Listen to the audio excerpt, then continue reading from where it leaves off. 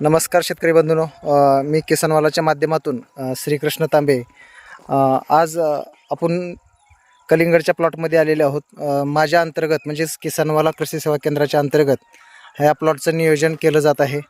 तर तुम्ही पाहू शकताय की इथं जो काय हा कलिंगडाचा प्लॉट आहे, साधारण 1 एकर, त्या 1 एकरच्या जवळपास हा कलिंगडाचा प्लॉट आहे।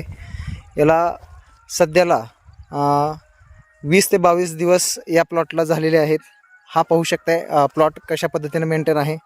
सर्व प्लॉट एकसारखा आहे, कुठेही प्लॉट कमी जास्ती झालेला नाही आहे। यासाठी आपण सुरुवातीपासून आपलं मार्गदर्शन ठेवलेलं होतं। आत्ता सध्या या स्टेजला आपण याला 1261 वॉटर सोल्युबल खत ची ग्रेड खालून सोडत आहोत। याच्या अगोदर 19 झालेला आहे। तसंच ग्रीन प्लॅनेटचे काही जे काय टॉनिक होते चांगले, ग्रीन प्लॅनेटचे ही खते आपण याला दिलेले आहेत। आता हा जो काय प्लॉट आहे याच्यासाठी लागणारं सगळं साहित्य पण आपल्याकडे भेटणार आहे तुम्हाला। ज्या काय कोणी शेतकरी नवीन लागवड करत आहेत किंवा उष्ट्या बेडवरती किंवा जुना काही बेड असेल, पूर्वी प्लॉट केलेले असतील, त्यावरती परत लागवड करायची असेल, त्यासाठी पण तुम्ही मला संपर्क साधू शकताय। तुम्हाला याच्यासाठी लागणारं जे काही साहित्य आहे, जसं की मल्चिंग असेल, येलो ट्रॅप असतील।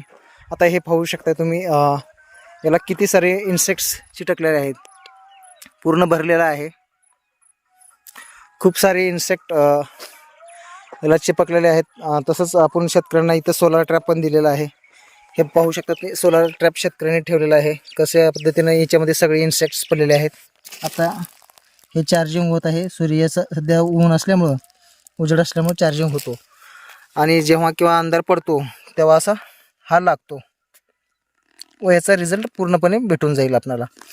याच्यासाठी तुम्हाला 6 महिन्याची वॉरंटी भेटणार, आणि तसंच माझं फ्री ऑफ कॉस्टमध्ये तुम्हाला गायडन्स पण भेटून जाईल।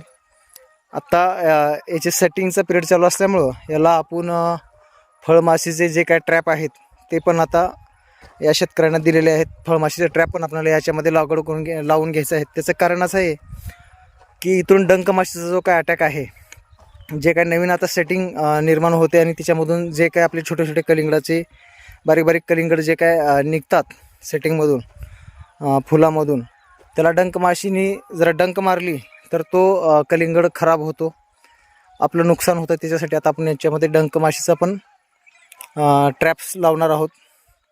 हे पाहू शकताय, सर्व प्लॉट एकसारखा आणि समान आलेला आहे।